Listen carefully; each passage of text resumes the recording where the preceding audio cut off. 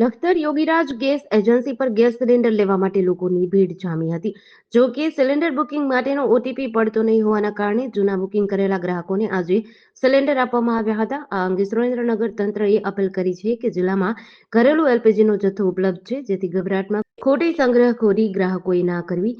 તકેદારીના ભાગરૂપે અને દરેક ગ્રાહકને સમાન સિલિન્ડર મળી રહે તે માટે 2 સિલિન્ડરના બુકિંગ વચ્ચે 25 દિવસનો ફરજિયાત સમયગાળો રાખવા અપીલ કરાઈ છે. ત્યારે લખતરના યોગીરાજ ગેસ એજન્સી પર સિલિન્ડર લેવા લોકોની ભીડ જોવા મળી હતી. પ્રાપ્ત માહિતી અનુસાર હાલ ગેસ બુકિંગની વ્યવસ્થા ખોરવાઈ છે. ગ્રાહકો દ્વારા અનેક વખત કોલ કરવા છતાં બુકિંગ થઈ શકતું નથી, જેથી લોકોમાં રોષ જોવા મળી રહ્યો છે. આ સ્થિતિમાં ઘણા ગ્રાહકો સિલિન્ડર મેળવવા માટે સીધા એજન્સીએ પહોંચી રહ્યા છે. વૃદ્ધો, મહિલાઓ અને નોકરિયાત વર્ગના લોકો પણ કલાકો સુધી લાઇનમાં ઊભા રહેવા મજબૂર બન્યા હતા. જિલ્લા પુરવઠા અધિકારીના જણાવ્યા મુજબ જિલ્લામાં પૂરતો પુરવઠો ઉપલબ્ધ છે, જેથી નાગરિકોએ ખોટી અફવામાં આવવાનું અને બિનજરૂરી સંગ્રહ કરવો નહીં. હું એજી ગજ્જર, જિલ્લા પુરવઠા અધિકારી સુરેન્દ્રનગર.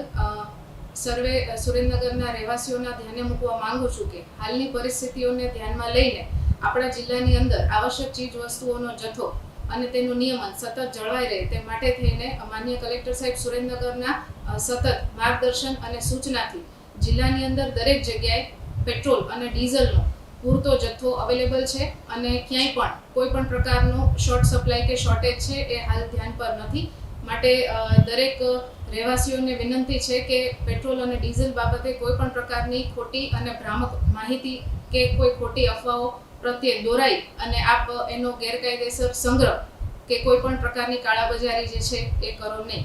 સાથે જ હું આપને જણાવવા માંગુ છું કે જિલ્લાની અંદર ખાસ કરીને અત્યારે સરકારશ્રીની સૂચના અને માનનીય કલેક્ટર સાહેબની સૂચનાથી જે એલપીજીના ડોમેસ્ટિક હાઉસહોલ્ડ સપ્લાય છે એને હાલ પ્રાધાન્ય આપવામાં આવે છે અને સાથે સાથે district nodal officer gas agency અને સાથે જિલ્લાની તમામ ગેસ એજન્સીઓને પણ સૂચના આપવામાં આવી છે કે આપ સતત જે પોતાનો નિયમિત સ્ટોક છે એ જાળવી રાખો અને લોકોને કોઈ પણ પ્રકારની હાલાકી ન પડે એ પ્રમાણે એનું વિતરણ જે છે એ જિલ્લાની અંદર સતત જળવાયેલું રહે. હાલ આપણે જિલ્લાની અંદર સરકારશ્રીની સૂચના પ્રમાણે ડોમેસ્ટિક હાઉસહોલ્ડ સિલિન્ડર્સ છે એના સપ્લાયને પ્રાધાન્ય આપીએ છીએ. એ રીતે હું લોકોને પણ જણાવવા માંગુ છું કે એલપીજી સિલિન્ડર્સ બાબતે એવું ધ્યાને આવેલું છે જિલ્લામાં અલગ અલગ સ્થળેથી કે લોકો દ્વારા ગભરાઈને અથવા તો કોઈ પણ પ્રકારની ખોટી ભ્રામક માહિતીઓમાં આવીને કોઈ ખોટી અફવાઓ પ્રત્યે દોરાઈને લોકો તરફથી પેનિક બુકિંગ ધ્યાને આવેલું છે. એટલે કે ઉતાવળમાં આવી અને લોકો ગેરસમજમાં આવી અને પેનિક બુકિંગ કરી રહ્યા છે. તો આપ સર્વેને મારી વિનંતી છે રિફિલ માટે એટલે કે બીજા સિલિન્ડર માટે એલિજિબલ થાવ છો 25 દિવસ પછી ત્યારે જ આપ બીજા સિલિન્ડર માટે જે છે એ એજન્સીનો સંપર્ક કરો. ત્યાં સુધી કોઈ પણ પ્રકારની ખોટી માહિતી કે અફવાઓમાં પ્રત્યે દોરાશો નહીં. અને ખાસ કરીને જિલ્લાની તમામ ગેસ એજન્સીઝ છે એમને પણ મારી સૂચના છે કે આપ સતત આનો સ્ટોક જે છે એજન્સીમાં જળવાઈ રહે અને કોઈ પણ લોકોને કોઈ ખોટી અગવડતા કે હાલાકીનો સામનો ન કરવો પડે.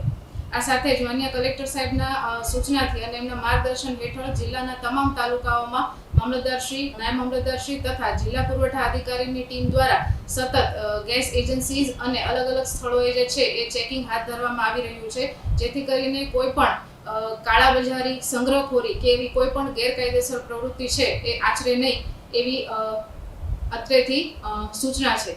અને સાથે જ લોકોને પણ અપીલ છે કે આ સમયગાળામાં તંત્ર તરફથી જે કાંઈ પણ સૂચનાઓ આપવામાં આવે છે એમાં સાથ આપે, સહકાર આપે એવી અમારા તરફથી દરેકને અપીલ છે. જેડીસી ન્યૂઝ સાથે જયેન્દ્રસિંહ ઝાલા, લખતર.